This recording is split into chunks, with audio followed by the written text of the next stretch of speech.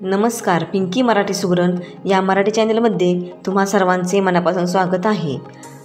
आज आपण पाहणार आहोत सर्वांनाच आवडणारी झणझणीत आणि चविष्ट तर्रीदार मिसळपाव रेसिपी पाहणार आहोत।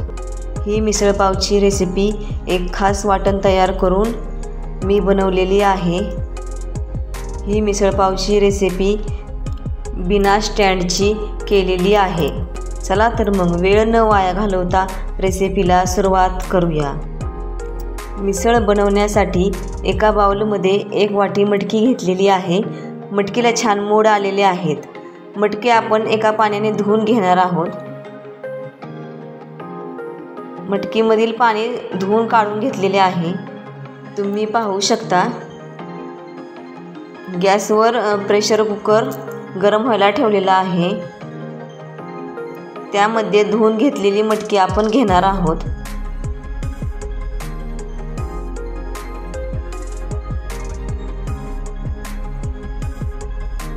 पाव चमचा हळद घेतलेली आहे।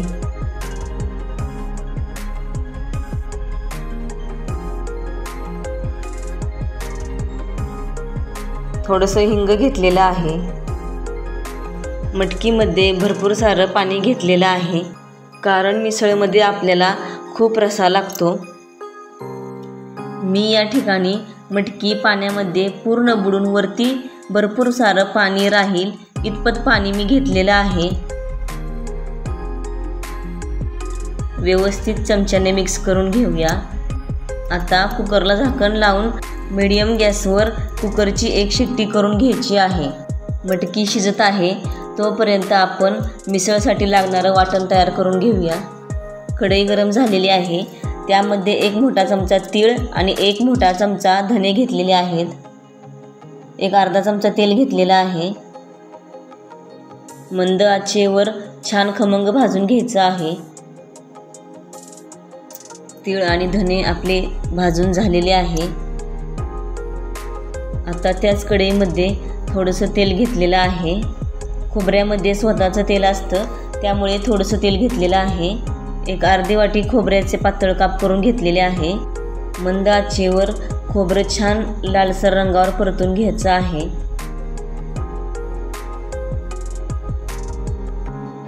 खोबरं आपलं परतून झालेलं आहे।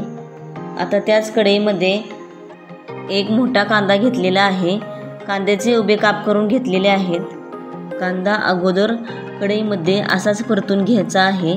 कांद्यामध्ये मॉइश्चर असतं।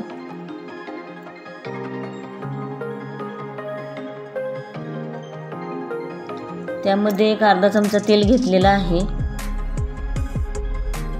मंद आचेवर कांदा छान लालसर रंगावर परतून घ्यायचा आहे। 1 मोठा टोमॅटो घेतलेला आहे बारीक कट करून। 10 ते 15 लसणाच्या पाकळ्या घेतलेल्या आहेत सोलून। टोमॅटो आणि कांदा चांगला मऊ होईपर्यंत परतून घ्यायचा आहे।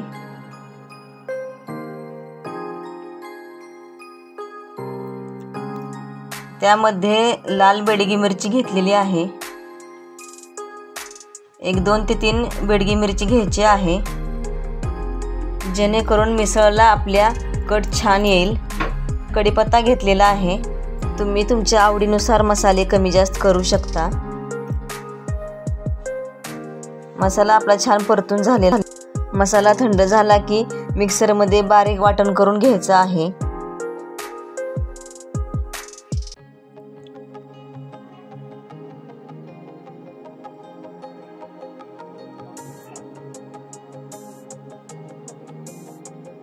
कढई गरम व्हायला ठेवलेली आहे।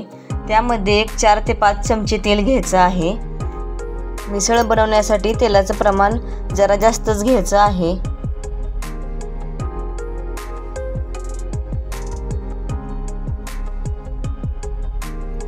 तेल गरम झाले की त्यामध्ये 1 चमचा जिरं घ्यायचं आहे। तमालपत्र घेतलेलं आहे।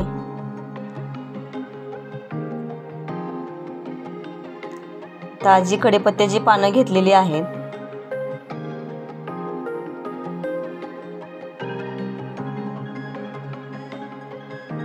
एक 10 सेकंद चांगलं परतून घ्यायचं आहे।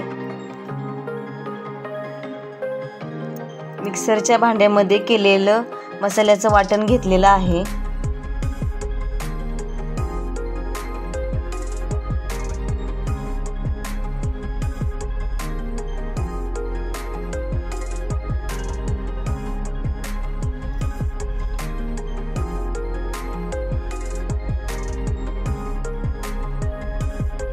मसाला तेलामध्ये चांगला परतून घ्यायचा आहे।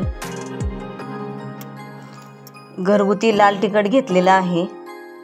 तिखटाचं प्रमाण तुम्ही तुमच्या आवडीनुसार कमी जास्त करू शकता। हळद घेतलेली आहे। धनिया पावडर घेतलेली आहे। कोल्हापुरी मिसळ मसाला घेतलेला आहे।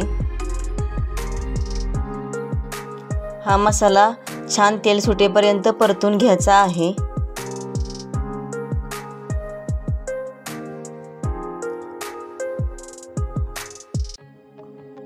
मसाल्याला चांगलं तेल सुटत आहे तोपर्यंत आपण शिजवलेली मटकी बघूया।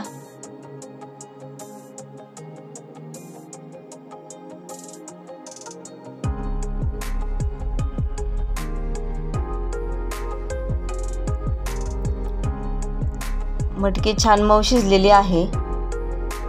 2 मिनिटं मसाला मंद आचेवर परतून घेतलेला आहे। मसाल्याला छान तेल सुटलेलं आहे, तुम्ही पाहू शकता। शिजवलेली मटकी घेतलेली आहे।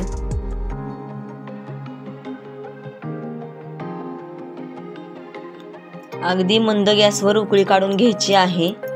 तुम्हाला जेवढा रस्सा पाहिजे तेवढं गरम पाणी घ्यायचं आहे, थंड पाणी घ्यायचं नाही। गरम पाण्यामुळे मिसळला कट छान येतो। तुम्हाला मिसळ घट्ट हवी की पातळ हवी त्यानुसार पाण्याचं प्रमाण ठरवायचं आहे। तुम्हाला आवडत असेल तर शिजवलेला बटाटाही तुम्ही मॅश करून घालू शकता। मंद गॅसवर छान उकळी काढून घेतलेली आहे।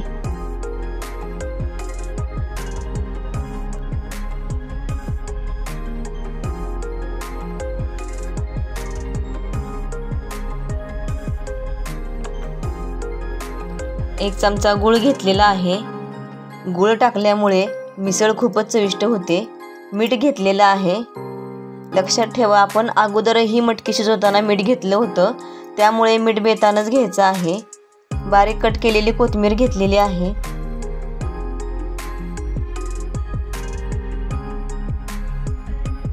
दोन मिनिटं मंद गॅसवर उकळी काढून घेतलेली आहे। मिसळ आपली झालेली आहे, तुम्ही पाहू शकता। अशा प्रकारे वाटण करून जर तुम्ही मिसळ बनवली तर बाहेरची मिसळ खायला विसरून जाल। मिसळ आपली तयार झालेली आहे। मिसळचा सुगंधही खूप छान सुटलेला आहे। 1-2 मिनिटांनंतर मिसळ थंड झाली की मिसळला छान कट येतो। तुम्ही या ठिकाणी पाहू शकता मिसळला आपल्या कट किती छान आलेला आहे। अगदी भन्नाट अशी मिसळ आपली बनवून तयार झालेली आहे, तुम्ही पाहू शकता। आता तुम्हाला प्रॉपर पद्धतीने मिसळ कशी सर्व करतात ते दाखवते। मिक्स फरसाण घेतलेला आहे।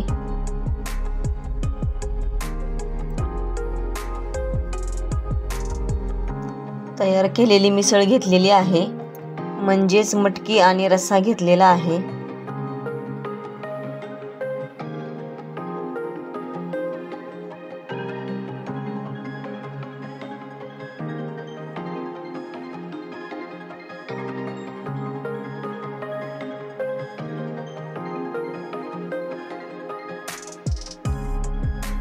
मिक्स फरसाण घेतलेला आहे।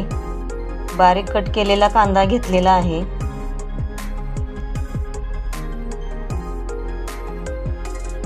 शेव घेतलेली आहे।